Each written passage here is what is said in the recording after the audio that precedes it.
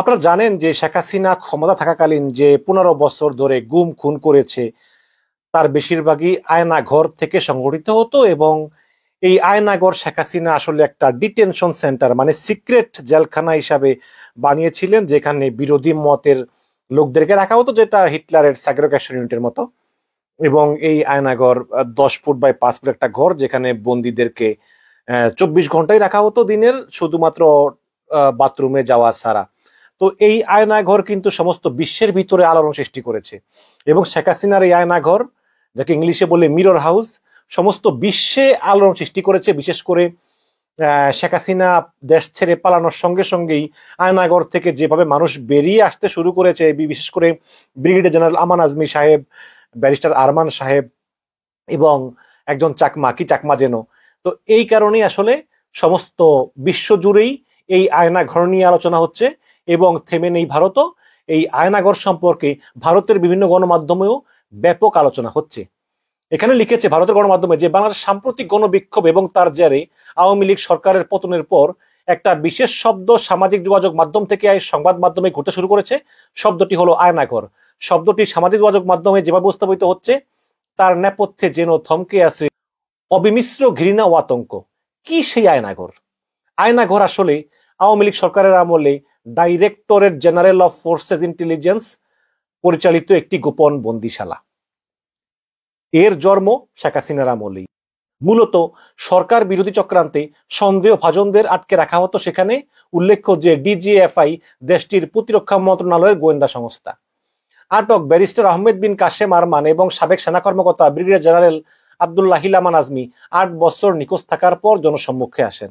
শেখ হাসিনা সরকার তাদের আয়না ঘরে আটকে রাখে বলে অভিযোগ এসেছে।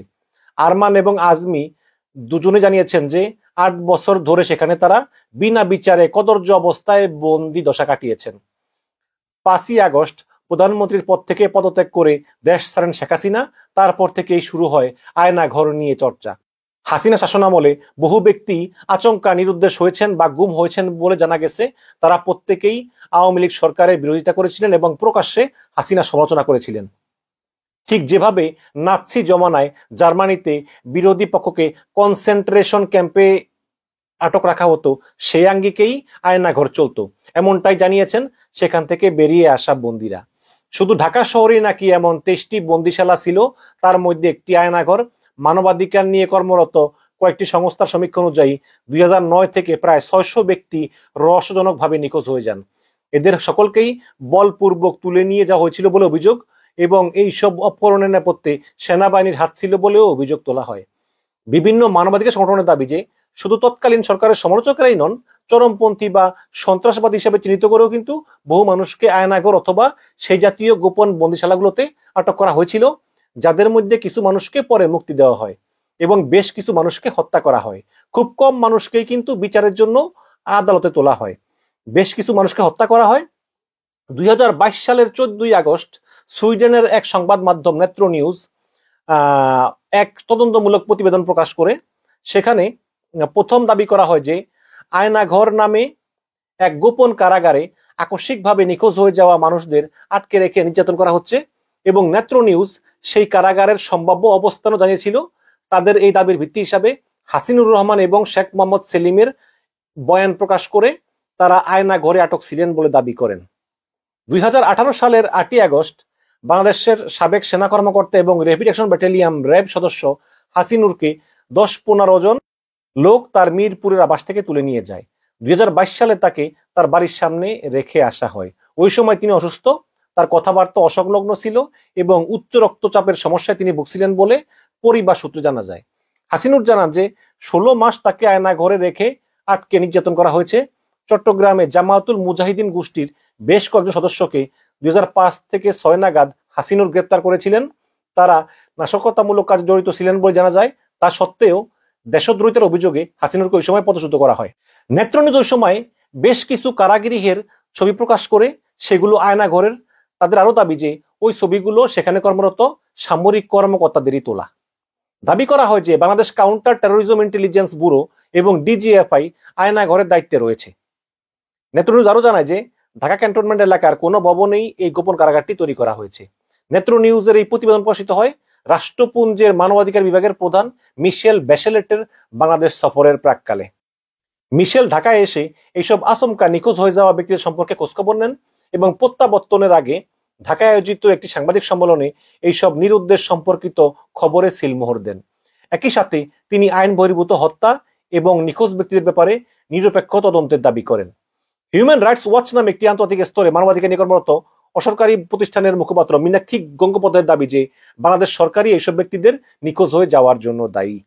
পাশাপাশি মিশেলের দাবির সমর্থনে নিখোঁজ ব্যক্তিদের পরিজনকে নিয়ে গঠিত মঞ্চ মায়ের ডাক একটি মিছিলের আয়োজন করেন এবং মঞ্চের আহ্বায়ক সানজিদা ইসলাম ডিজিএফ এর বিরুদ্ধে কোনো গোপন বন্দিশালা পরিচালনার ব্যাপারে অভিযোগ তোলেন। সানজিদার অভিযোগ কিন্তু এই আয়নাঘরের দিকে ইঙ্গিত করেছিল। শেখ মোহাম্মদ সেলিম নামে একজনকে এক সাবেক সামরিক অফিসার ফোন করে ডেকে এনে আয়নাঘরে আটক করে বলে অভিযোগ। তার দাবি যে তাকে ওই বন্দিশালায় বহু বছর আটকে রাখা হয়। ওই আয়নাঘরের কোনো কক্ষে কোনো জানালা ছিল না, অনেক উঁচুতে একটা ছোট বাল্ব থেকে সামান্য আলো পাওয়া যেত, কোথায়ও বিশাল আকার অ্যাডজাস্ট ফ্যান সারাদিন চলতো, যার আওয়াজে বাইরের কোনো শব্দই কারা কক্ষে পৌঁছাতো না। তিনি মাঝে মধ্যে কম্পন অনুভব করতেন, যা থেকে তার ধারণা যে কাছাকাছি কোথাও বিমানবন্দর বা বিমান ঘাঁটি রয়েছে। সেলিম মেট্রো নিউজকে বলেছিলেন যে ঠিক কতজন মানুষ সেখানে বন্দী ছিলেন তা তার অনুমানের বাইরে। প্রায় তাকে মারধর করা হতো এবং তার উপর অন্যান্য শারীরিক নির্যাতনা চলতো। একদিন তাকে প্রবলভাবে মারা হয় এবং অন্য একটি ঘরে ফেলে আসা হয়। পরে জানা যায় যে সেলিমকে তুলে আনা ডিজিএফআই এর উদ্দেশ্য ছিল না, ভুল করে তাকে তারা তুলে আনে এবং পরে তাকে ছেড়ে দেওয়া হয়। এরপর সেলিম মালয়েশিয়া চলে যান। 7ই আগস্ট ইউনাইটেড পিপলস ডেমোক্রেটিক ফ্রন্টের নেতা মাইকেল চাকমা আয়নাগর থেকে মুক্তি পেয়েছেন বলে জানা যায়। মাইকেল 2019 সালের এপ্রিল থেকে নিখোঁজ ছিলেন। তার আইনজীবী জ্যোতির্ময় বড়ুয়া তার সন্ধান পাওয়ার জন্য আদালতে একটি হেবিয়াস কর্পাস পিটিশন দাখিল করেছিলেন।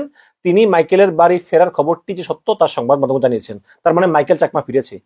এক সামরিক অফিসার নেতৃত্বকে বলেন যে আয়নাঘরে 30টির মতো কক্ষ ছিল এবং সেলিম ভয়েস অফ আমেরিকাকে দেওয়া সাক্ষাৎকারে জানান যে যদিও সব কক্ষই শব্দ নিরোধক ছিল, তবুও প্রায় সেই সব ঘর থেকে তীক্ষ্ণ আত্মচিৎকার ভেসে আসতো। মাঝে মধ্যে কোনো ব্যক্তিকে আয়নাঘর থেকে মুক্তি দেওয়া হলেও পরে সেই ব্যক্তি আসলে মুখ খুলতো না, নীরবতাই পালন করত, কারণ যদি আবার ধৈর্য আয়নাঘরে নিয়ে যায়। সাম্প্রতিক ঘটনা প্রবাহে আয়নাঘর নিয়ে কথাবার্তা প্রকাশ্যে আসছে এবং বহু নিখোঁজ ব্যক্তির পরিবারই আশা করছেন যে তারা ফিরবেন।